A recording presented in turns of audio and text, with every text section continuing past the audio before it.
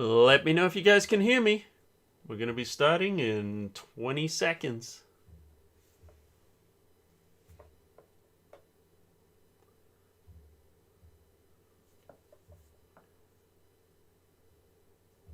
Ten, 9, 8, 7, 6, 5, 4.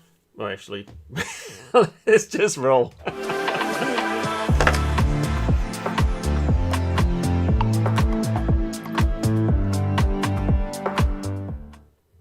And hello, everybody.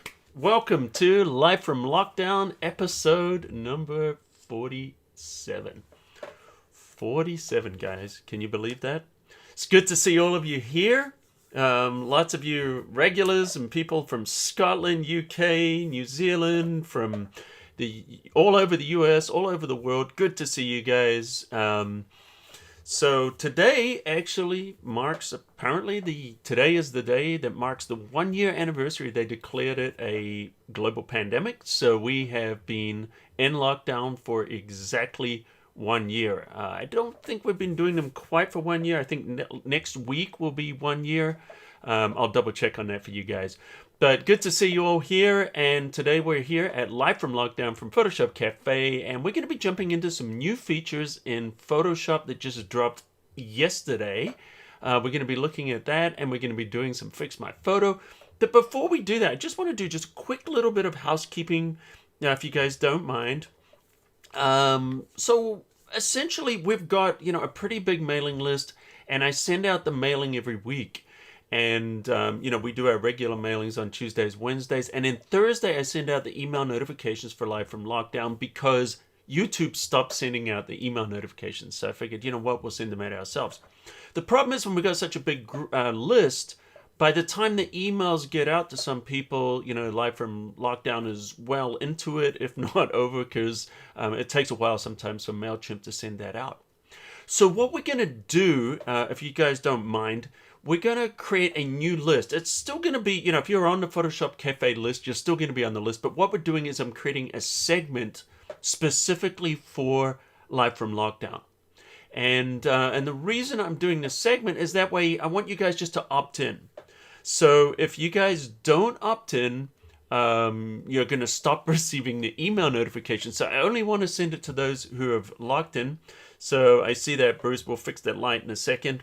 But what I want to do is, if you don't mind, Bruce, just pasting in that link right now. And that will help us just get you guys to sign up. In fact, what I'm going to do is I'm just going to show you here. And I'm just going to pop up. Here's our page. So what I want you guys to do is go to photoshopcafe.com. Bruce is going to paste that link in. And he just posted that there. Click on that link. If you are watching later and you don't see that and you're on the homepage of photoshopCAFE, I'll tell you exactly how to get it. And so only the people that are going to opt into this are going to get the email notifications from me. So if you click under free tutorials, go down to live streams, and I'm going to make this a lot more elegant in the future. I'm just trying to get this up and running for now just so we can get this going. What it's going to do is this is going to bring up the page with the live streams on it. Now, it's going to be a little slow on mine, obviously, because, I'm streaming live at the same time. So the web page is not going necessarily quickly. So just click there on the live streams. And then on the live streams for now, we're just going to click on LFL number 36, which is the newest one I have posted here. I'm going to update all of that. Don't worry about that. But this is how I want you guys to get there. If you're already there, just click on just throw in your email address there, and that will put you onto that segment that we're going to use for sending out email notifications. Now, I wish YouTube, would just continue to send out those notifications. I wouldn't have to do that. But a lot of you guys, it's just, I know it's at 1 p.m. every Thursday, but you guys, a lot of you have told me you need the reminders and that you depend on those emails because people are like, I didn't get the email, I missed the live stream. And also, if you miss the live stream, that email will also give you the replay. And oh boy, this is just happening really slow right now because of the live stream. Come on, we're just waiting for this to update. Let me know if you guys have any difficulty with that. Once again, here we go. So what you're going to do is just scroll down and you'll see this sign up here for notifications. Just throw your email address in there. Make sure events is turned on with live streams. Put your email address in, hit sign up, and that's it. All you're going to get from that is notifications before each live stream. So I'm going to send out that email specifically to this segment and this segment only. Now, don't worry, we're going to give you a week or two before I change all of that. But eventually that's what we're going to be doing as quickly as we can. I want you guys I'm even going to wait while you do it right now. Oh, that's probably everyone going to that page is also probably why it's slow. Good point there, Ray. Didn't think about that. Yeah, because I don't want you guys to miss these notifications. Now, the email is basically says this, hey, we're going live. This is the topic this week. Click here and it'll take you to the page. And that's it. That's all that's in that email. I'm not selling you anything spamming or anything else. It's just simply to let you know when we go live. But, there's some people on the list that don't do the live streams. And, of course, we don't want them to have to receive 2 emails every week if that's not what they're into.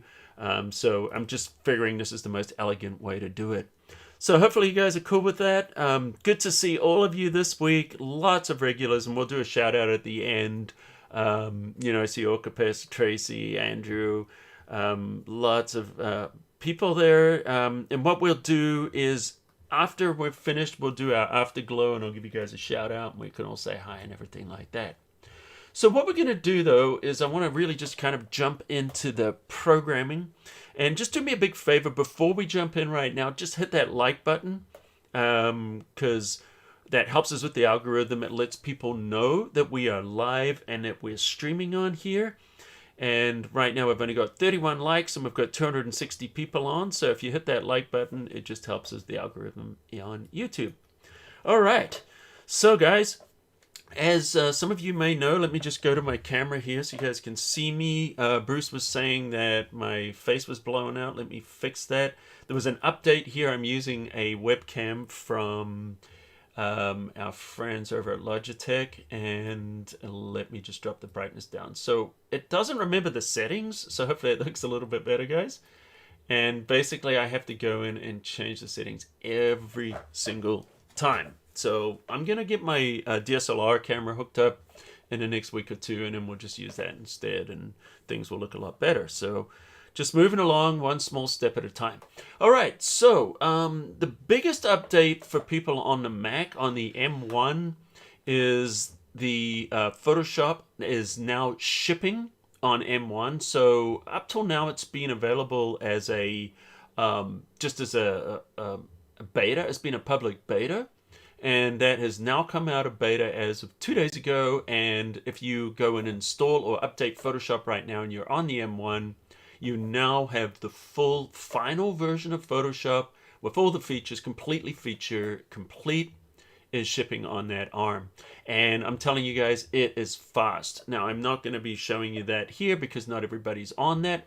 But what I am going to do is in the next day, I'm going to drop a video where I'm going to show you guys how to install it. And also I'm going to show you the speed and some common processes. I'm going to show you guys how the speed is on the M1 versus the Intel version. So look for that. Been testing it on the 16 and the 8 gig. Now for everybody else, there's some other features that we're going to be looking at. Let me just get Bridge up over here. So here's Adobe Bridge. And one of the features is the one I'm going to show you right now. Is super exciting. Let me just go to fix my photo, and we're just going to randomly go in here. We're going to select somebody's RAW file, and it looks like Donald Haynes is selected. Actually, I'm going to go for this one. Not that there's anything wrong with Donald's, but I just wanted to show you guys something here. We're going to open this in Camera Raw. All right, here we are in Camera Raw 13.2, and as you can see here, there's a spoiler alert. Here's some of the new features. Eric Chan, by the way, the photograph, he's an engineer over at Adobe. So we can reorder the edit panels, filter and sort the film strip. Let me show the screen because I always forget to show the screen. I'm just terrible. Thank you, Bruce. I'm glad you're there, Bruce. All right, so he's spamming me. Show your screen. See, he was so mad he didn't even spell you correctly. Um, all I did is I just right-clicked on a photo inside of Bridge just to open in Camera Raw. Let me just show you. I think you guys know how to do that. So you're in Bridge, right-click, open it in Camera Raw, and here we are. You get this plugin that says, Welcome to Camera Raw 13.2. So we've got this brand new version. So I'm just going to read off these, and then what I'm going to show you is super resolution. So we can reorder edit panels, which is just, the panels in edit. We can do Apple Pro RAW. So if you've got the latest version of the Apple iPhone, it now supports the profiles in there. And the big thing here is super resolution. So what super resolution allows you to do is to double the resolution. And I'm just going to show you just the desktop only, so I'm not covering anything. We can actually double the resolution now of a RAW file. So if we're working on a RAW file, which we've got here, and we right click, it's going to take a while to do this. We're going to choose Enhance. And basically what it's going to do is, if you look at this, this is what it would look like in the regular RAW. But if we turn on super resolution, this is going to double the size of your RAW file. Yeah, it's that cool. And what it's doing is it's using AI or machine learning. Adobe has literally trained this AI with millions of photographs.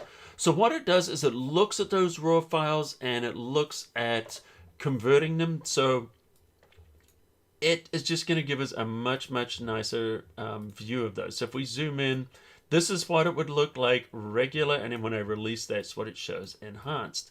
So maybe we'll do a couple of images, but let's just start with this one. And I'm just going to click Enhanced.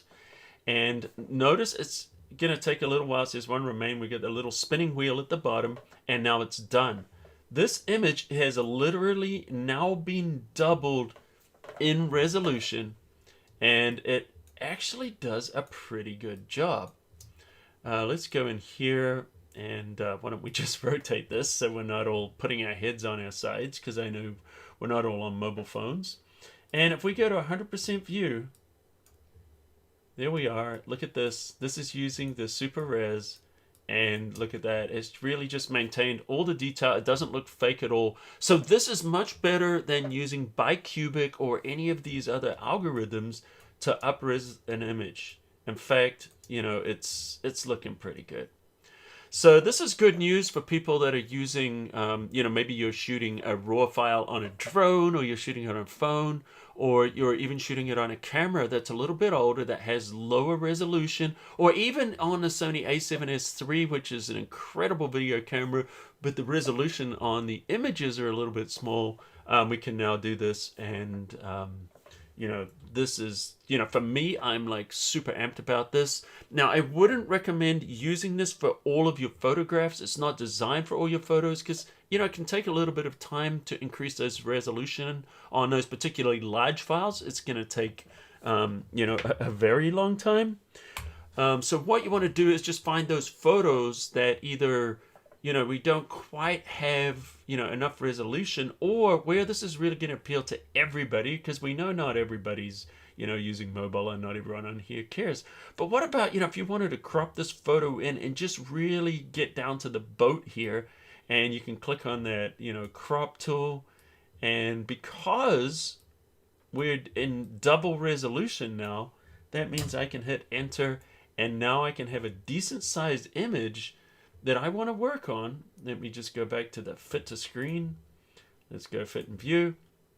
And now we've got enough resolution that we can work on this image, and it's not just a little postage stamp or a little thumbnail. So this is huge. And someone's asking, how's this different from gigapixel? I'm not familiar necessarily with gigapixel, but there's a lot of different plugins that are available. And a lot of them, what they do is they use interpolation. So interpolation is essentially what it does is it looks at surrounding pixels, and then based on the color and the tone of those surrounding pixels, it averages those, and then it builds the new pixels. So when you resize something, Photoshop has to recreate every pixel. And as I say, that's known as interpolation. Interpolation is when it guesses what those new pixels should look like.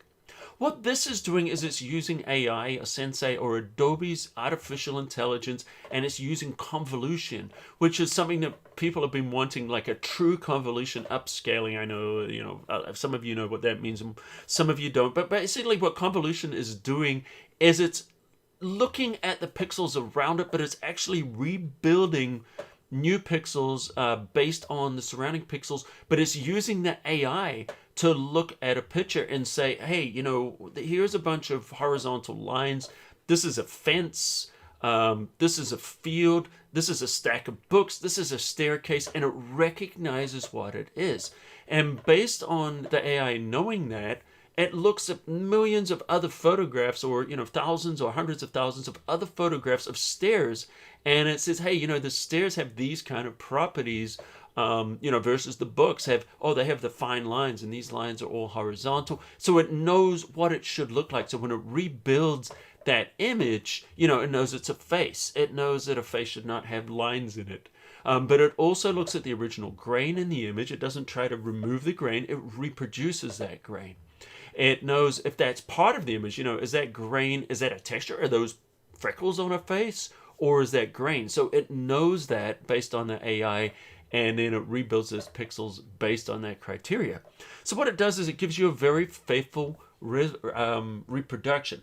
Let's have a look at another example here. I'm just going to go into Bridge, and here we are. Let me just get my Bridge window up and running here.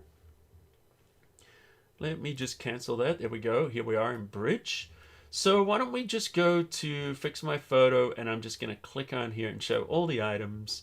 And this is going to give us a bunch of photos. And why don't we find one that has some detail, and let's see how it does. In fact, what we're going to do is we're going to compare it with the upscaling inside of Photoshop. All right, Mini. It's a TIFF. So what we're looking for is a raw file. So you really want to be doing this on the raw files. Okay, so there is, let's look for something with detail that maybe we want to zoom in. And what do we got here? I'm moving so quickly. All right, this looks good. We've got this photo here. Don Haynes, we're going to use your photo today. So what I'm going to do is I'm going to open this into Photoshop 2021. And we're just going to choose to open the object. All right, let's go back to Bridge. And now we're going to go in here and we're going to open this in Camera Raw. All right. So now we are here in Camera Raw. We're going to right click. We're going to choose Enhance. And we're going to turn on Super Resolution. And then we're going to click Enhance. Now, Enhance used to be working very well on, and it still does, if you're using a Fuji camera. And the type of interpolation that a Fuji camera does from the raw file is if you right click and just choose Enhance, it will give you finer details. On other cameras, you won't notice much of a difference until we go into Super Resolution. So here we are in Super Resolution, and now we're going to open this as an object inside of Photoshop. All right, so we've got this photo here, and there's the original. Let's bring the original in, holding down the Shift key. And we're going to bring it in on top. Oh, I see. We got that as a raw file as well. So this could pose a little bit of a problem. Let me not open that as a raw file. Hang on a sec. Let's just go in here, and I'm just going to open that. Don't save. So here's our raw file that we've done. Let's go back into Bridge, and let's see if I can open this. Just double click it and open it as just open. All right, there we go. And I see I've still got that raw file though, so that could be giving, here we go. That's what we want.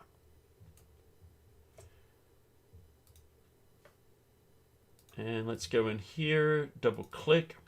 So we're going to go in and we're going to have a look at this at 100%. And if you look at this right now, I'm seeing the textures are being reproduced pretty faithfully. That's looking pretty nice, and we've got a lot more resolution on this image. All right, so what I'm going to do is, just so you guys want to see, I'm going to create a very nice comparison, and that'll go up in the next day or two, where I'm going to take several photos, I'm going to zoom in, and I'm going to do comparisons, and I'm going to post those. I don't want to do all of those right now just because of time, but look for that on Photoshop Cafe, as well as another tutorial that I'm going to do on the M1. So, I'll be digging into that. Okay, let's see what else is new. There's another thing that's new here, which is really useful for people that are working with, different shapes and different things like that. Now, these shapes could be, maybe you're working on a photograph. Let me open a photo here. I'm just going to right click. And by the way, here's a change that I'm not loving. Let me just mention this. So when we're in the library, if you double click on the item in the library, this gives you a lot of information. And so this is from Adobe stock, shows the stock number, the name of the creator, gives you information. So this gives you metadata on a photo if you double click it. Why am I not excited about it? Because I like to double click a photograph to open it. So now you have to right click and choose edit, and that will open the photo, and then you can double click to get the information.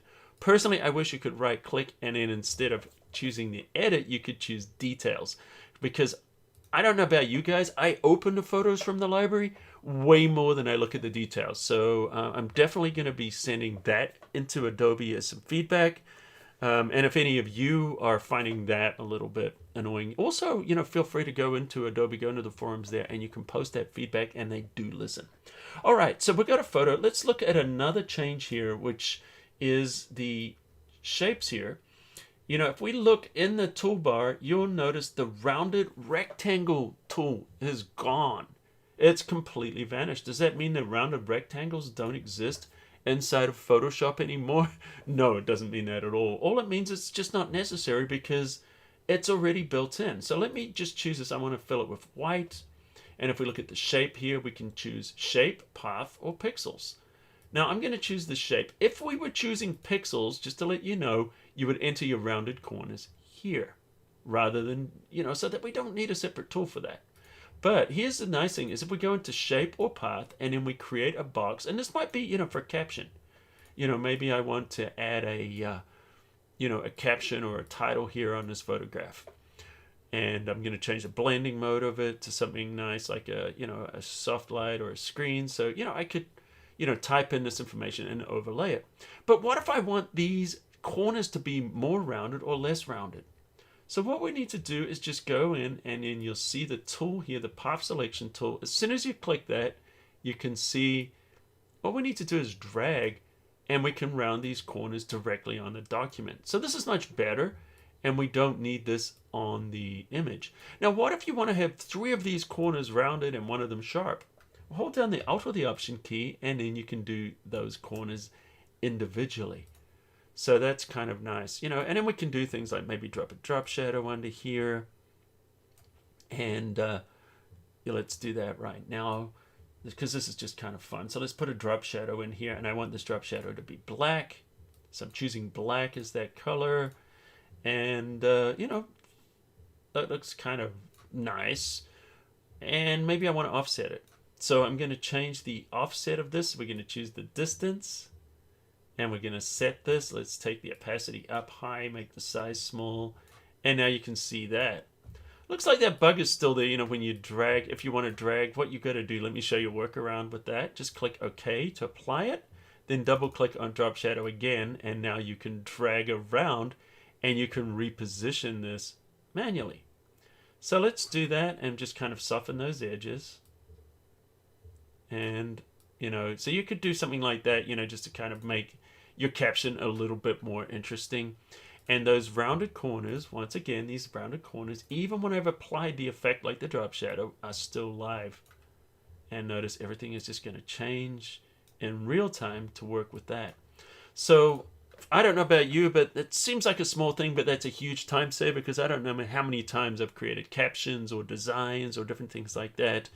And it just, you've done it wrong. You want the rounded corners bigger or smaller or whatever. And that's just kind of nice. Okay, one other thing, and that is when it comes to the line tool. So I don't know if any of you noticed. I certainly noticed because I create tutorials. And one of the things is in the last little while, the line tool has not been available as pixels. It's only worked in the shape, or it's only worked in the path. I don't know if you guys have noticed that. But I'm creating callouts, and not being able to do that is really a pain. So, I'll create these red callouts a lot when I do tutorials. So let me just make the size of that a little bit bigger. And then I'm going to click in here and I can choose arrowheads. I want to have an arrowhead at the end of where I'm dragging. So maybe I'm creating a call out here and I drop it in there and I want an arrowhead. Now you can just turn that in. Let's make that weight a little bit bigger and I'll show you that's with a larger one. Now if you want to change the size of those arrowheads, you can just go in here and just change the size of these here. So notice now, rather than being just relative to the size, I can actually change these in pixels. So this gives me a little bit more control over these arrowheads. See, those are a little short. I want those bigger. Let's make them 30 pixels. And notice it now makes a longer arrow. So see how we can change the shapes of these arrows now?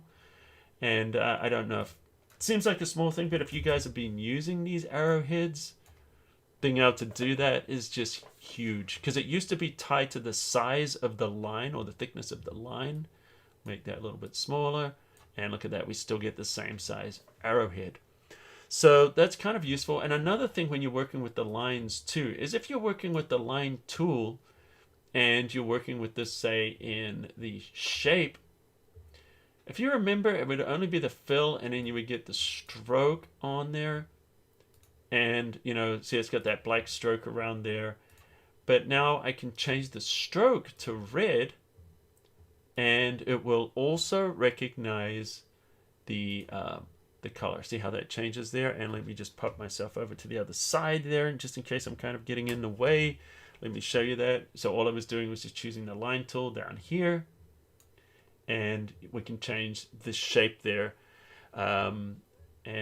Okay, so it looks like Bruce has got to get out of here for a minute. All right, Bruce, thanks for having us. He's got an emergency. He's got to take care of client emergency. We'll see you in a bit. All right, guys, so those are some of the changes here inside of Photoshop. What I'm going to do is I'm just going to pop out this chat, and I'm just going to put the chat on the screen here so I can see this. And just going to pop these over here. So I hope, what do you guys think about these changes, these updates? Let me know what your favorites are. And if you've got any particular questions on these, I'd be happy to field those.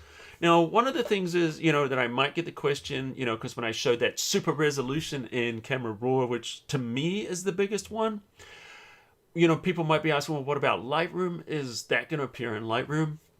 And yes, that has been confirmed from Adobe publicly, that feature will be making its way into Lightroom Classic very, very soon. So keep your eyes open for that. And David Holtstock has got a comment here. He says, another change I've noticed in Camera Raw with the color grading section, that now has some markers for where shadows highlights when you move your cursor around the image. Well, let's have a look at that.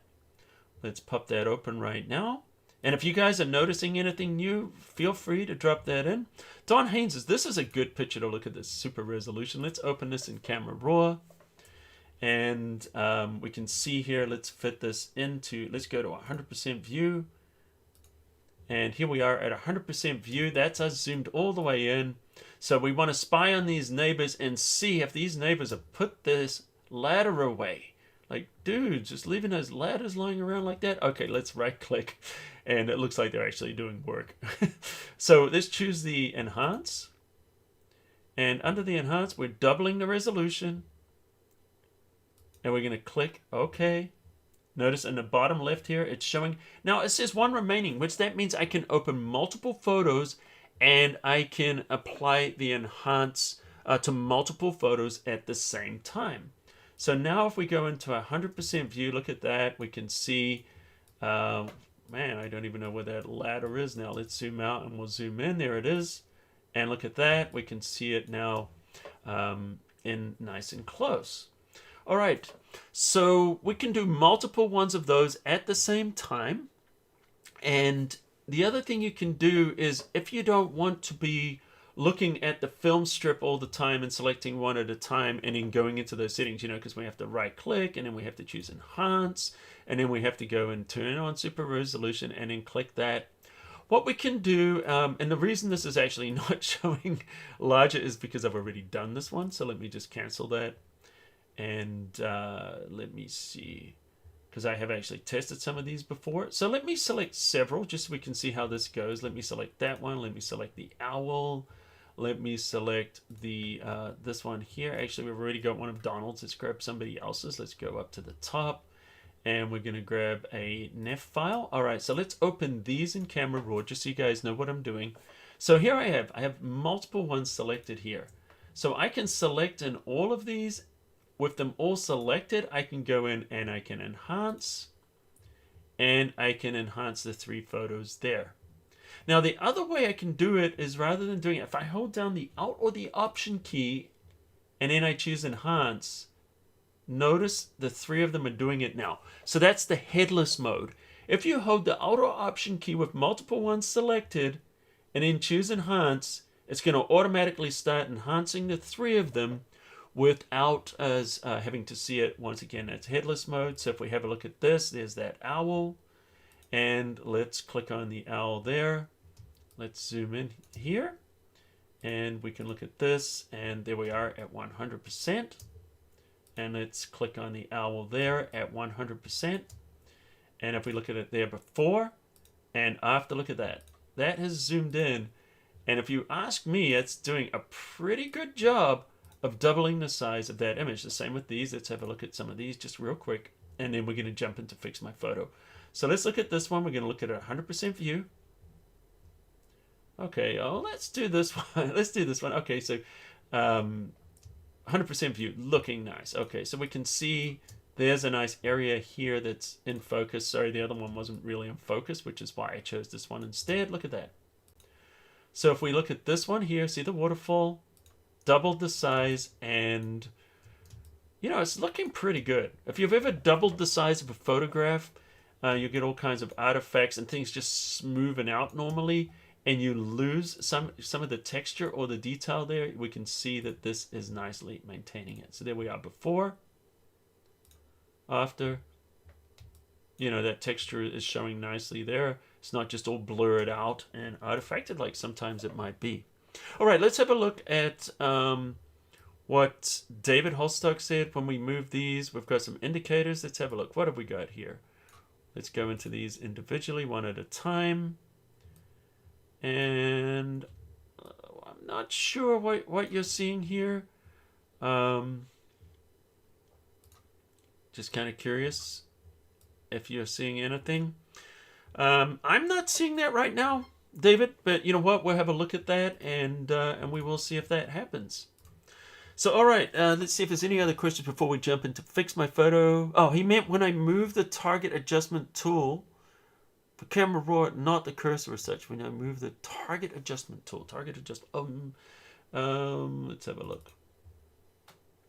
So when we move the target adjustment tool, okay, let's have a look in here under the color grading. Let's see what we're doing here. I won't spend a lot of time on this. I'm just kind of see what David is referring to. Let's go in here. Maybe we'll look at this later on. Not quite sure. You know what? We'll get to that later when I just need to jump in. Here's the color adjustment here. This is the targeted adjustment. Is this what you're referring to? So we got this color. Okay, yeah, I see that now. Okay. So what we're doing is we're under the color mixer, and then we're just choosing the, it could be the hue, saturation. So this is showing us the hue before and after. Okay, that's nice. I see that. Okay. So this is showing what we're changing the color to. So this is going to be full before and full after. Nice. Okay, thank you for bringing that up, David. So we can see what we're going to get there. Let's look at it on the saturation. If we click on the target, and by the way, what this is we click on an image, and this is going to show us, okay, if we move it fully saturated, we're going to get that, and fully desaturated is going to show us that. Nice. Okay, so this is a nice indicator. Thanks for spotting that. And one other one we're going to look at is luminance, which is going to be light or dark. So if I click here, I can see, oh, I can go darker to the left, lighter to the right, and it's going to show me what I get on those areas. Awesome. Thanks for pointing that out, David. That is really interesting. So there's another new feature. And, what I'm going to do is I'm going to add another one on here, more detailed edited ones here at photoshopCAFE. So what I'm going to do now, for those of you who dropped in just to quickly see these new features, thanks for checking it out. But now what we're going to do is I'm going to edit some of your photos. We're going to do edit my photo, and we're going to do that fix my photo right now.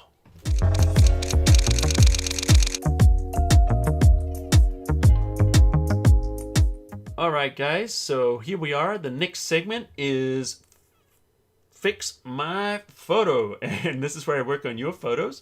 So what I'm going to do is I am going to show my screen right now, and we are going to work here inside of some of the photos you guys have submitted. Now, if you want to fix your photos, just upload them to fixmyphoto.net, and we can look at your photos there. And what you want to do is upload no more than 3 a week. Use a raw file if you can. Put your name in the file name so we know it's your photo, so I can give you a shout out and give you the credit when we work on a photo. So we didn't do Fix My Photo last week because we had a guest speaker. But this week we are back to our regular schedule, and I'm liking this photo here. We've got a nice heron. And we've got another heron here. You know what? This is a perfect candidate for the upscaling. The enhance is not being added in here just yet, but this will be coming to Photoshop to Lightroom very soon. So what I could do is I could just reveal this in the Finder, and showing that right there in the Finder here, and I could drag this into Bridge, and there it is. In Bridge. So what I'm going to do is, Karen, if you're in the house, say hello, Karen. And we're going to look at your photo. Let's go in here. We're going to right click and we're going to open this inside of Camera Raw. So here we are in Camera Raw. And if we look at this at 100% view, there it is. It's actually not bad. We have enough resolution actually if we were doing this on screen to crop this down without having to zoom in. So that's just kind of interesting to note that. But why don't we, just because we got this new feature, let's right click. We're going to choose enhance. We're going to do super resolution and click enhance again. Bottom left, you can see this is showing, the progress when these wheels stop turning. That means we'll be there, and now we are. So let's click again at 100%, and let's see how big this photo got. All right. So we can see there's our heron there. And let's change that. Choose 100. There we go. And there it is. All right. So what I'm going to do is we're going to open this. We're going to crop it down a little bit. So let's choose the crop tool. And I'm just going to crop it down a little bit. Now I do want to keep the aspect ratio, so make sure that this is locked. And let's just crop it down. I want a little bit of water there, but maybe I don't want quite so much in the top here. And maybe we're going to bring this up because I think the water, to me, is a little bit more interesting than some of the scrub up the top or bush or, whatever we want to call it. I'm just moving this so I hit the crane here on the lower thirds. And is she in the house? Get your sound back, close your browser. If you guys don't have sound, just restart your browser. And also do me a favor, guys. Hit that like button right now. It helps us in the algorithm. That's that thumbs up. So far, we only have half as many likes as we have people. We have 300 people in here, and we only have 163 likes. So hit that like button, guys.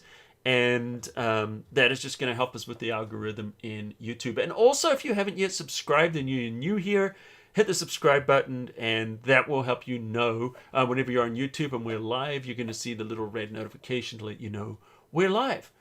And also, if you guys are just joined us, we're now doing Fix My Photo, and we walked through some new features inside of Photoshop and Camera Raw just a little bit ago, and those will be showing up on the replay. So pretty much when we finish, that replay will be back there on YouTube. Just go to YouTube and then go to photoshopcafe.com, and you guys will see it. If you're coming in through the newsletter, that means you click the link. If we are live at the time, you guys are here, and that's everybody here. Hello, everyone, live people, live crew in the house. If it's finished, you're actually going to be watching the replay. So if you put a comment and no one's responding, that's because the live stream is over. The live stream is between 1 and 2 p.m. Pacific time every Thursday. And then the replay will just live on from infinity. And you'll basically see the same thing, but you can't interact in the chat, just to kind of let you guys know that. And if you're watching the replay, drop a comment and say hi, and I'll jump in and I'll say hello to the replay crew, because I know you guys are all at different time zones. All right, so we're going to open this now as an object inside of Photoshop. And here we go. We've got this beautiful heron here inside of Photoshop. This looks nice. Maybe I want to do a little bit of color adjustment. And so I might double click here on the smart object. This will take me back to Camera Raw. And this will enable me to make some adjustments. Because you know what I want to do? I want to warm this up just a touch. There we go. Not too much, but just a little bit. I'm looking at the histogram here. I feel like it's a little too contrasty. Contrasty is, when a photo looks dense and you feel like, there's a lot of shadows and highlights and it feels very, very busy in the textures and things like that. We can bring back the contrast a little bit. Just pull that back just a little and it just softens that contrast. Now we can add the contrast back in a little bit with the blacks and whites to give it snap and punch. But sometimes it just looks, that dense feeling. And that's just because Camera Raw by default adds a little bit of contrast. So it's nothing to do with the photography. So we're just going to bring that back a little bit. And I'm going to recover the highlights. And even though there's not really any blown out highlights, what I'm looking at here is in a heron. If anyone knows exactly what type of bird this is, let me know. I'm going to guess it's a blue heron, but maybe it's not. There's more bird people. Can I move myself to the left? Absolutely. Let's move myself to the left there. Or in fact, you know what? I'll just disappear and you guys can see the screen. So I'm looking at the detail here. I don't want to blow out any highlights, so I might recover those. Now, here's a little tip. If you hold down the Option key when you move that, you can see on the screen there just those areas that are clipping. See those areas that are showing on the screen with Alt or Option? Those are the areas where the highlights are clipping. So you can pull it back to remove all the clipping, but you don't necessarily need to because it's just the top of the head and that's fine. We're not really losing important detail, but you always want to check that. Same thing with the shadows. Let's choose the shadows. Hold down the Alt or the Option and I can see there's some areas there. Now if I want to recover the blacks, I just move to the right, move to the left to densen those shadows. So I use highlight and shadow as a recovery. So if you wanted to see detail here, which is already a very nicely exposed photo, it doesn't really need much. But if I move here, see how that will expose some detail here? And you know what? I don't really want that in this photo, so we don't really need to change that. So we can set our whites and blacks. I want to hit the whites. No, not really. Let's take the exposure. Let's brighten it up just a little bit. And I'm looking up here in the histogram. And I'm seeing it's open in the highlight area. So we've definitely got room here to brighten up our exposure. And then when I do that, I usually take our highlights and recover those to make up for it. And let's smash some of those blacks. And I'm doing it just a little bit to just kind of crush these. In fact, I'm going to do something interesting here. I'm going to push these blacks and I'm going to crush these blacks. And the reason I'm doing this is just to kind of, the detail in here and here doesn't really matter. It's the bird I care about. Now, to remove that density, I'm going to do another move. Like, I would never crush blacks like that on their own without going into the curves. And then in the curves, we can take the black point and just pull it up a little bit. So what it's doing is we're removing just the blacks. Notice here, we don't have dense blacks. But what it's doing is it's just kind of compacting or compressing the areas in the shadows. So we're not getting a lot of details there. So they're not blowing out, but they're not super detailed because, I think it becomes a distraction from our bird here. So that's just kind of a look we could go for. And if we look at this before and after, it's just kind of a subtle adjustment we've done here. And I've just gone for, a little bit of cropping and just cleaning it up because it was a nicely exposed image from Karen. It didn't need a lot. You could blur the background a little bit. And I'll show you how I would do that if I was going to blur the background. What I'd want to do is select our heron and we can choose our selection tool, grab the object selection and just drag it around it. And let's see how that does. It's not bad. The other way you could do it is just to try this, because the AI selections work really well in Photoshop. With this selected, is just choose select subject and see how it does. It's not bad, but you know what? Control D, Command D to undo it, and let's use select subject instead.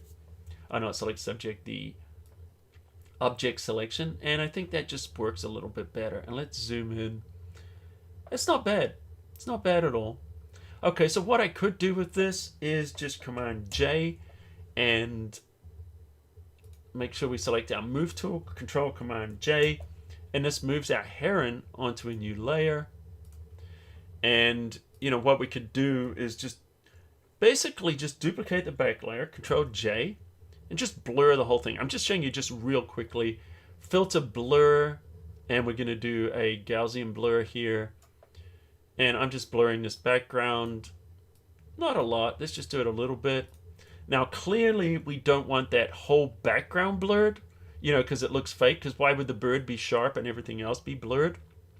And all I want to do is just grab a little bit in the top. So this is why the selection doesn't matter a lot. If we look at this before, without the blurring, and then after the blur, we've got a Gaussian blur smart filter. So all I'm going to do is I'm going to click on the smart filter here. This is a layer mask. And if I hit the D key with this mask, I'm going to grab the gradient tool, and at the top we're going to choose the foreground background gradient. And all I'm going to do is just click here, go the other way, and see what we're doing is I'm just using that gradient. Let me show and hide. So all we're doing is allowing that filter to happen in the background area here and not in the foreground. And then this is just creating, you know, the face would be blurred on our bird, but it's not by turning it on. And you know what? We didn't spend a lot of time trying to get perfect selections. You could enhance the selections, but you can also get away with a lot when you do it this way, because the only thing that really matters is this area. So, you know, if you wanted to fix that really precisely, you could click on the mask there and just paint with black and just paint that back in to get it perfect. But the other thing we can do is, because we've got a blur, we can double click it because it's a smart filter, and we can adjust the blur. So if you wanted more blur afterwards, you know, you could. Obviously, that's way too much. So just give it a little bit of blur, and that gives you, you know, just another kind of a subtle adjustment. But what we're doing is bringing the attention more to our bird. So here we are before, and here we are after, and yeah. Let's have a look, see if you guys got any questions there before we jump into another one. What do we got here? I moved myself to the left. Looks like Sandy and Chris, according to Ray, are being another Colin. I moved. Okay, Orcapest, I moved. We got it. It is a blue heron. All right, I got something right here. Photo maker, yes, there, blue heron. Great blue heron. Gray heron. All right, so we know this is a gray heron, Colin, European variety. All right, thank you for that, David. So this is a gray heron. We have a blue heron in New Zealand and in the US. So a hair-tearing moment. Who's having a hair-tearing moment? Oh, someone lost their uploads. Yikes. Sorry about that. All right. So let's have a look. And we are going to look at another photo. So why don't I jump into Lightroom Classic. And this is where we uploaded all your guys' photos this week. What do we got here? I've got a few here. I think what I want to do is I want to do a little bit more kind of light painting, because I just really enjoy this. Oh, this is from New Zealand, shot on a phone by Cheryl John. Cheryl John, are you in the house? Say hello if you are, Kiora. And I'm going to edit this inside of Photoshop. We're going to edit the original. And this is from beautiful New Zealand. All right, I like this. I like this a lot. Ocean views, by the way, are some of my favorites, in case you guys haven't already figured that out. So what I'm doing here is I'm just looking at this photograph and I'm wondering, what am I going to do? And I like the composition on this photo, Cheryl. I like your exposure. I notice you've captured the exposure as probably the HDR mode on your phone, maybe. but I can see some nice detail in the sky, which is nice detail in the rock and the ocean. This is a good way to capture a photo. A mistake a lot of people do is they try to focus, or not focus, or set the exposure to bring out the details in the foreground elements, forgetting the sky, and then often we get this white sky and it loses all the detail. Now, if it was a white sky, we could fix it with sky replacement. I've done a lot of tutorials on that. And to do that, we would just choose Edit, and then we would choose Sky Replacement. And, we could get a more moody sky there if we wanted. And now these skies here, by the way, are my skies that I created from photoshopCAFE. If you guys want these, I'm giving them to you for free. Just grab them right now or after the stream ends. All you got to do is go to photoshopcafe.com/vault. Now, I shared that with you guys last week. We have a Photoshop Vault where I have dozens of free things for you guys just to download and enjoy. And one of the things we have here are the skies. So here's some skies that I've created. And if you want these, just jump over there and you can download them. So this is what I could do if the sky wasn't looking good, or if I wanted to do something, change it, or maybe, we wanted to kind of create something a little bit more moody or dramatic. We could go into the sky replacement. But we're not going to do that because I think the sky here is fine. We've got detail here in the clouds and everything like that. So what I'm going to do is we're going to go into Camera Raw and make the initial adjustments, because I want to do some tonal adjustments. I want to bring out little details, some texture, maybe look at the color. So why don't we do that? We're going to choose Filter, and we're going to go to Camera Raw Filter. And, this is where I start with pretty much every single photograph. I start in Camera Raw, or if I'm in Lightroom, I'll do the same adjustments in Lightroom. If I'm not in Lightroom, I'll jump into Camera Raw and make these adjustments. And it's just a good place to start. So a lot of people say, what's the difference between Camera Raw and Photoshop? Do I need Camera Raw? Yes. Jump into Camera Raw, do your initial big movements, then go into Photoshop, and then do your small moves. So why don't we do this right now? I'm going to just have a look at, notice it was not a raw file, so we can't choose the white balance, but what we can do is choose this little eyedropper, and then we can go to an area that should be white. And I would select the clouds, because these clouds or the white on the water would be a good place for this particular image. So we can click there and we can see, okay, we're getting a little bit of interesting color. Let's just click a couple more times. Hit the backslash key before, after. That's very subtle. We could zoom in. Let me zoom in here to 100%. And we can see some of the artifacts because this is on a phone. And we're going to select. And this is the thing about the phones. Sometimes when we get in close, they don't necessarily work good for print. Little clue, a little tip here though, if you use Lightroom Mobile, you can shoot in RAW on your phone and you'll get better images. But now what we can do here is we can just click on this area of white. And I was just zooming in so we could do that. Now, if you're sharing on social media, and let me just click away on the tool, so I'm not doing that again. I'm just going back to my zoom tool. We can see there's a little bit of white balance.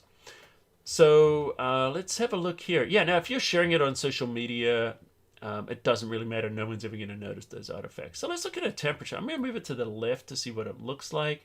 I'm going to move it to the right to see what it looks like. And I'm just seeing, do I want to change that? Not really. That's pretty good. So why don't we start with the sky? I'm going to grab the gradient tool and then just shift and drag down. And we're going to darken the sky. We're going to make it dramatic. Not that dramatic. That's a little much. And what you want to do is see this little arrow where it resets the selective edits. Do that. And then it just resets everything. And now we can just take our exposure back just a little bit. And sometimes I don't use the exposure at all. I just use the highlights instead for the highlight recovery. And if you do use the exposure, just go a little subtle on that and do a lot of it in highlights. It's going to look more natural because what we're doing is, just kind of bringing back some of that. We don't want this sky to go black. Unless that's what you're looking for. And we want to shift the color a little bit just to cool it down. So I'm going to move that to the blues a little bit. So I'm going to just take the temperature and just slightly breathe on it. And so rather than just being a gray, it gives us a gray blue. And I kind of like that. So I'm going to apply that. Just click on the edit tool. Backslash key, there's before, there's after. So you can see where we're getting on this image now. So we're kind of starting to get somewhere. I'm going to recover the highlights because I want to bring out a little bit more detail. You know what? I feel the contrast is hot in the color here. So we can fix this either in contrast, move the contrast a little bit to the left. That's helping. And I'm also going to take our vibrance and just drop that a touch. I feel like that's starting to look a little bit more natural. Now, the other way you could do this, because if you feel like, well, I'm losing too much color with the vibrance, then what you want to do is take the saturation. Roll the saturation back a little bit, where this is looking natural, and then pump up the vibrance to kind of go back, to bring back the color in those other areas. So what saturation does is it removes the amount of color or the saturation in the overall image. Vibrance looks at those areas that haven't so much saturation and it boosts those, and the already saturated areas it doesn't. So what it does is it enables me to boost the saturation a little bit in the blues, the skies here, without making these rocks too orange. If I was just to move the saturation up, it would be too orange, and if I was to keep the saturation where it was, move the vibrance, it would still be too orange. So I pull the saturation down to get the oranges to where I want, increase the vibrance, and that balances everything else back to where it was, and then we're just removing the amount of saturation here. Now this could also be done by going to the color mixer, and we could go under our color mixer, grab our targeted tool here, and this would be under HSL. You can see color or HSL, choose HSL, grab the targeted adjustment, and we could also go in there and just remove the saturation a little bit. See how it keeps it in the blues, but it just hits those colors. So I'm just going to pull that back just a little bit, and I just feel like there's still a little too red. So I'm going to choose the hue, and I'm going to click on here, and we're going to move it to the right just to make it a little bit more yellow. All right, so we're just tweaking with the colors. Before, after, so this is, now this is a personal taste. Do you guys like it more saturated, or do you like it less saturated? Let me know. And what I can do is I can look at this before and after, and if I prefer it before, I can just go in here, hold down the Alt or the Option key, choose Reset Saturation, and it puts it back to its original saturation. So we're clicking there, and let's see what guys do. Let me know, do you like it more with the saturation or more without? Okay, I want to punch this texture up. So we're going to enter the texture, and let's just increase that. Ooh, look at that. But you know what? I kind of like that across the board. I think a little bit of texture is looking nice. I'm not using clarity. A lot of people will use clarity and they punch up clarity like this, which is not bad on this image actually, a little bit. But notice when you do clarity, it darkens, adds a lot of these dark areas and creates halos. In this particular image, it's actually working, but not too much, just a little bit. And then to bring out the texture, if you move the texture slider, it brings back the texture of the rocks without darkening those areas and doing that. And I'm kind of liking this, so I'm going to click OK. And I kind of like where we are. I think we've got a kind of a good set there. People are saying less saturation. All right, so a lot of people like the less saturated look. Let's go into filter, and we're just going to choose the camera raw. And now I should have made that a smart object. I didn't. A smart object would have enabled me to go on and adjusted this, but I can do the same thing. Let's take the saturation back to where the rocks look good. Increase the vibrance, brings back the color and everything else, and we got a little less in those rocks. Nice. Okay, what I want to do now is I'm going to add some magic with some light.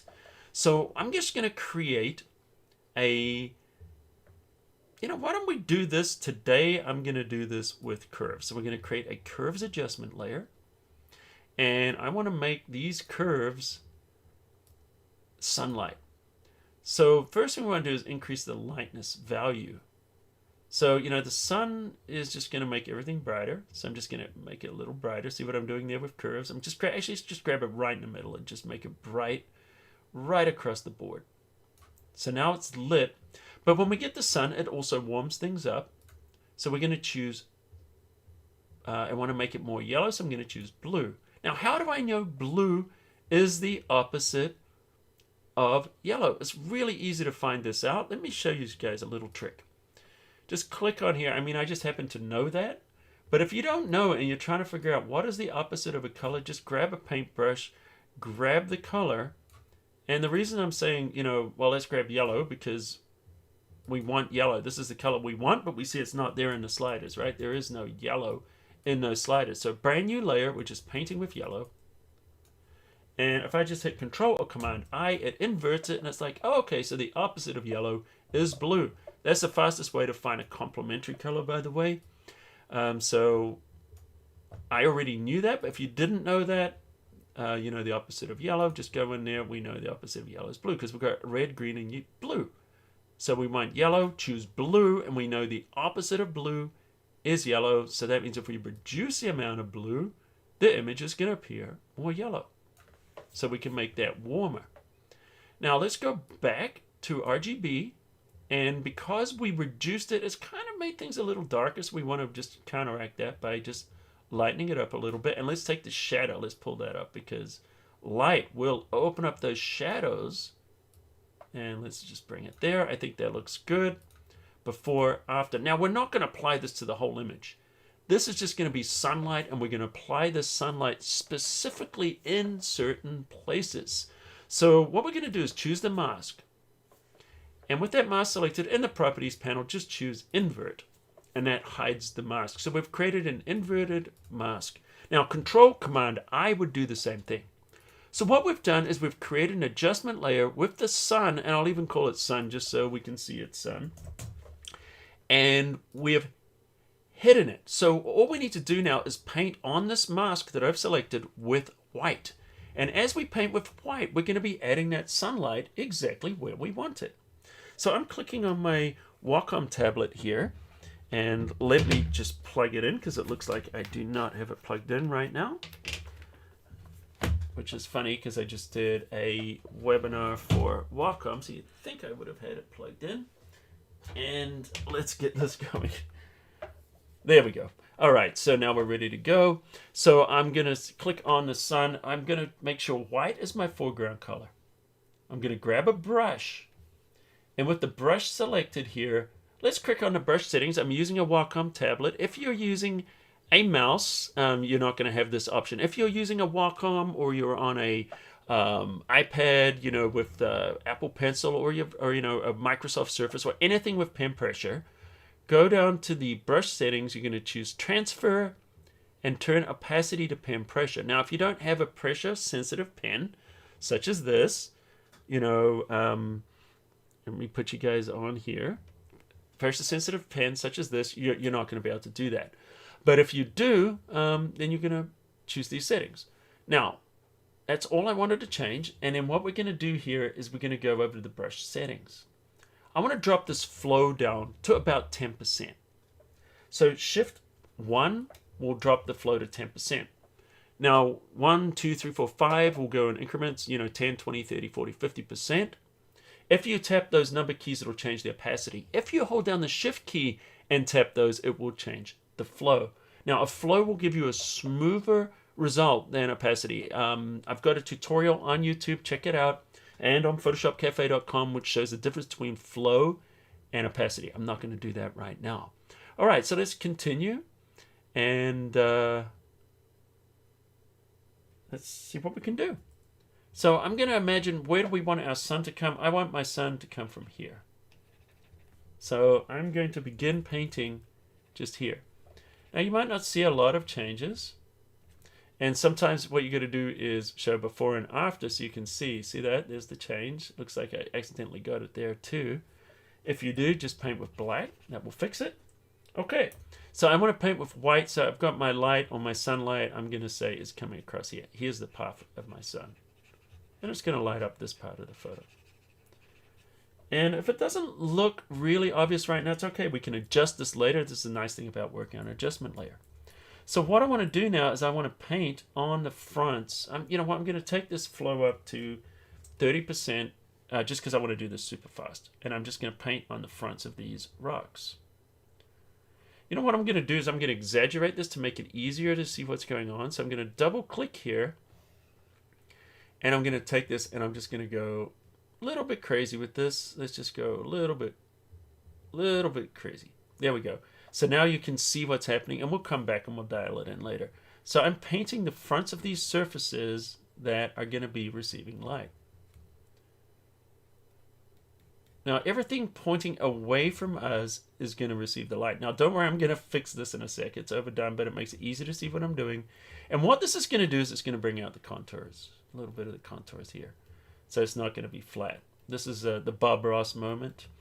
So we're going to go in here, and I'm just going to kind of get these. So I'm thinking the light's hitting here. So all the forward faces on here, even though they were something else before, you can change these. You can literally change the lighting in these photos, and then when I make the adjustments on this, and dial it in, it's going to look really nice, and it's just going to make these tops pop. So we're just going quickly in here.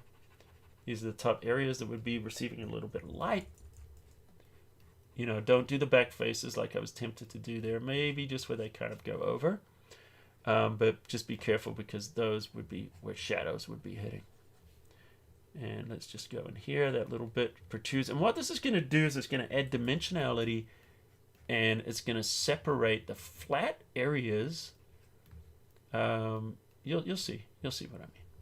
So we're just adding these just quickly. And, take a little bit more time than I am. I'm just doing this because I want to be wrapping this up just in a couple of minutes here, guys. So the front face here, well, actually that's bad. That should be shadow. But that area here would be receiving a little bit of light. There's trees. Trees, by the way, would just work amazing with this technique. Okay, so those are receiving some light. That's receiving it sticking out. That a little rim there, maybe. All right, so now we're going to create shadows. I'm going to hold Alt or Option, create a new layer. And I'm going to change this into Overlay Blending Mode. And I'm going to call this one Shad. Actually, I don't even name it. It's Shadows. Let's just flip it around, and now we're going to paint with black. And then I'm going to dial these in a second. So right now I've got this turned up like really high, just so you can see what's going on. So what I'm doing now is I'm painting the areas that are going away from here, and this is going to give it the form. You'll see what we're doing. This is literally just like painting. We're painting with light, and this is what painters do, more or less, except that they'll paint with a color. It doesn't look good yet, but don't worry, we're going to dial this in a second at the end.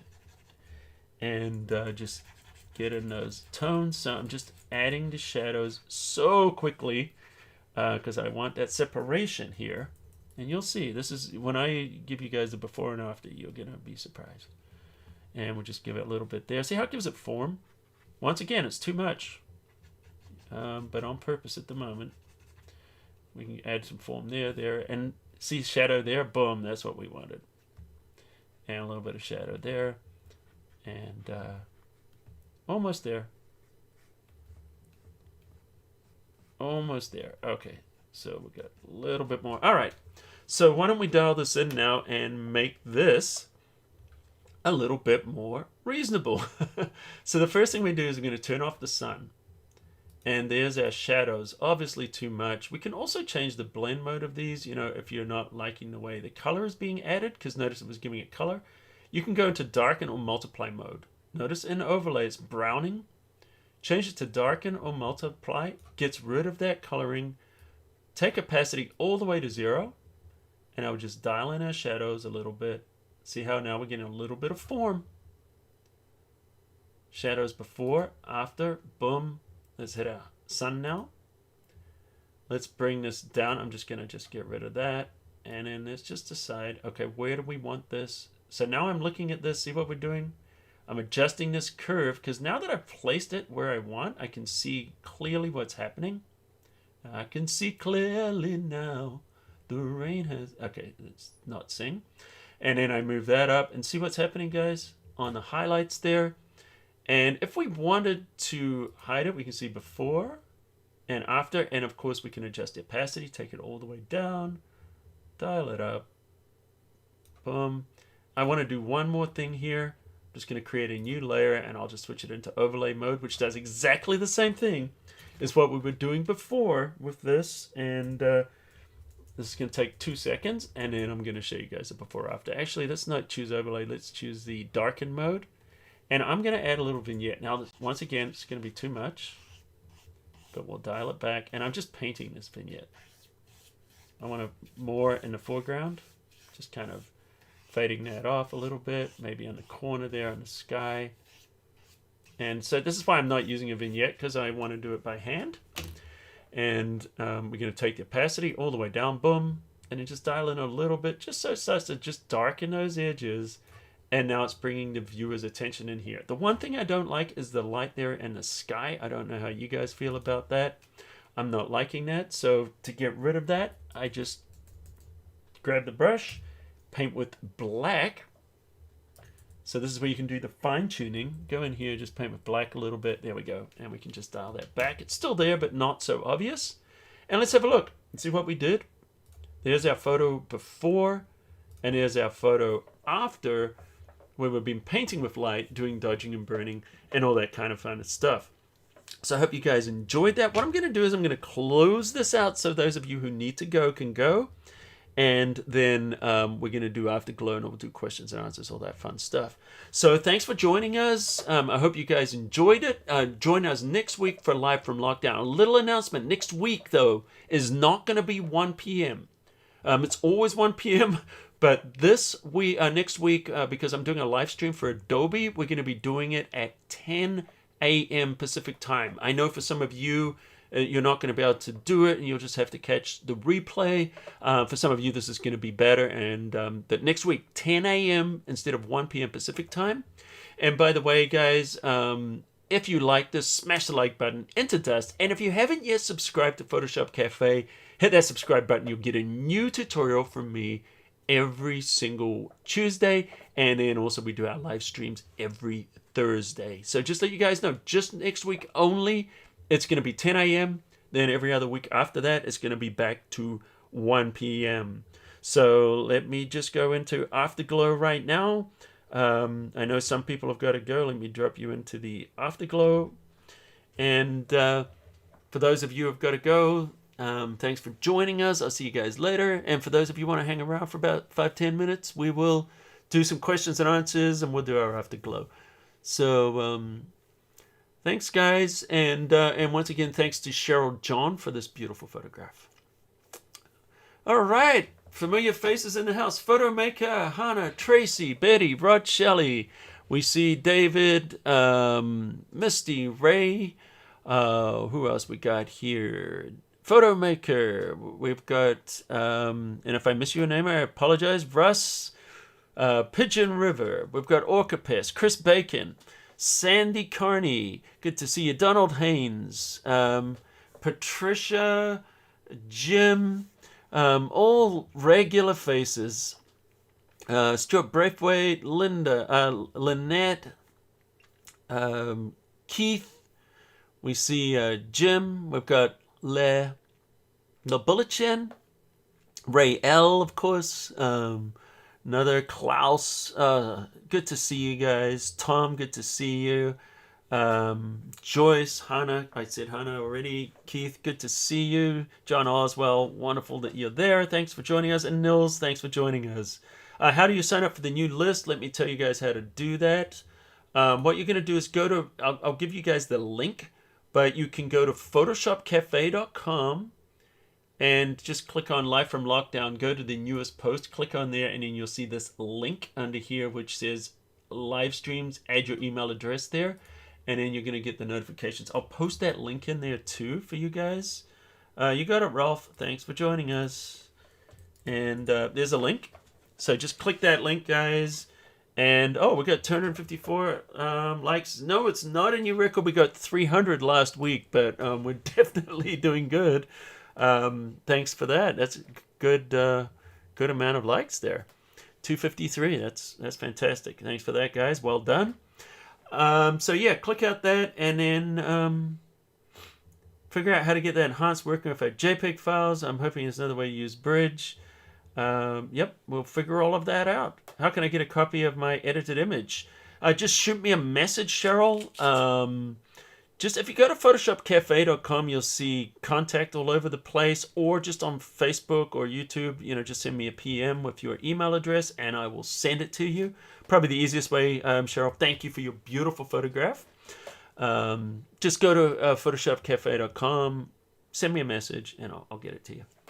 And any of you guys that are, do submit your photo for Fix My Photo, happy to send it to you. And what I try to do with these two is over the next few days, I'll post it on Instagram as well. And of course, I'll mention you there, Sharon. If you do have a handle on Instagram, let me know and we'll tag you on there. And anybody else, if you follow me on Instagram at photoshopCAFE, you'll see, photos and stuff like that. We'll share the pictures from Fix My Photo and different stuff.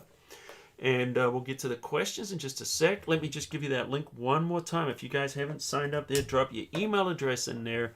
And then what that will do is it'll put you on the list that I will send a email when we go live. And over the next couple of weeks, we're phasing out the main list.